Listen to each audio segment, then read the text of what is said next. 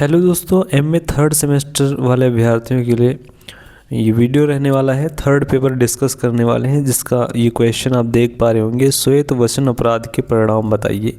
Important question रहने वाला है। श्वेत वसन अपराध के परिणाम हेडिंग आपको डालना है, क्या लिखना है उसको यहाँ पे समझते हैं। श्वेत वसन अपराधों का परिणाम क्या होता है? यही वह प्रश्न है जो श्वेत वसन अपराध तथा सामाजिक विघटन के संबंध को स्पष्ट कर देता है। वास्तविकता तो यह है कि वर्तमान परिस्थितियों में श्वेत वसन अपराधों की अधिकता के आधार पर सामाजिक विघटन की सीमा को भी पहचाना जा सकता है।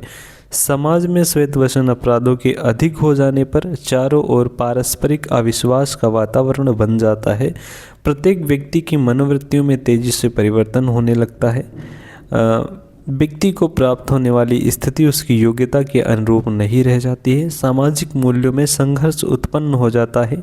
अनेक प्रकार के संकट सामाजिक जीवन को अव्यवस्थित बनाने लगते हैं तथा भ्रष्टाचार में वृद्धि होने से व्यक्ति का सामाजिक व आर्थिक जीवन असुरक्षित हो जाता है। कहीं ना कहीं श्वेत वसन का मतलब ये आप समझ लीजिए कि समाज के कुछ ऐसे लोग जिन पर जनता का विश्वास हो या जो विश्वसनीय पद पर बैठे हों और पर बैठ करके जब वे अपराध को अंजाम देते हैं तो वह अपराध श्वेत वसन अपराध कहलाता है। ये अपने शब्दों में आप इस प्रकार से लिख सकते हैं। अगले क्वेश्चन की अगर हम बात करेंगे,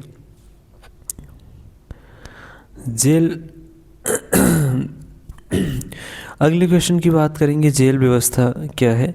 जेल एक ऐसा स्थान है जहां अपराधी को समाज से पृथक रखा जाता है और जेल एक ऐसा स्थान है जहां अपराधी को समाज से पृथक रखा जाता है और उसमें अपराध के प्रति पश्चाताप की भावना पैदा की जाती है। अपराधियों को जेल इसीलिए भेजा जाता है ताकि वहां पे वो सुधर सकें और जिस घटना को उन्होंने अंजाम दिया है आगे आने वाले भविष्य में इस प्रकार की घटना को करने के पहले एक बार सोचना पड़ेगी। तो इससे जेल व्यवस्था का बहुत महत्व रहता है हमारे सामाजिक जीवन में। अपराधियों को जेल में रखकर उनमें सुधार किया जाता है तथा समाज ऐसे व्यक्तियों को उनकी त्रुटि के कारण कहीं समाप्त न कर दे, इसलिए उनकी रक्षा भी की जाती है। प्राचीन समय में जेलें अंधेर कोठरियाँ हुआ करती थी। वहाँ का वातावरण अस्वस्थकर होता था। उस समय लिंग, आयु और अपराध की प्रकृति के आधार पर अलग अलग जेलों की व्यवस्था नहीं थी। वहाँ अपराधियों को कठोर दंड दिया जाता था तथा खाने पीने की उचित व्यवस्था नहीं थी। अंग्रेजों के काल में लॉर्ड मैकाले प्रथम व्यक्ति थे जिन्होंने जेलों में व्याप्त अव्यवस्था की ओर सरकार का ध्यान आकर्षित किया और सन 1838 में प्रथम जेल सुधार समिति का गठन किया गया। सन 1862 में द्वितीय जेल सुधार समिति बनी। उसके बाद समय समय पर इस प्रकार की समितियों का गठन किया जाता रहा। 1919-20 में भारतीय बंदी गृह सुधार समिति का निर्माण किया गया, जिसने अनेक सुधारों की सिफारिश की, जैसे बंदी गृहों की देखभाल प्रशिक्षित अधिकारी करें, बंदियों की चिकित्सा की सुविधाएं दी जाएं, उन्हें कोड़ों की सजा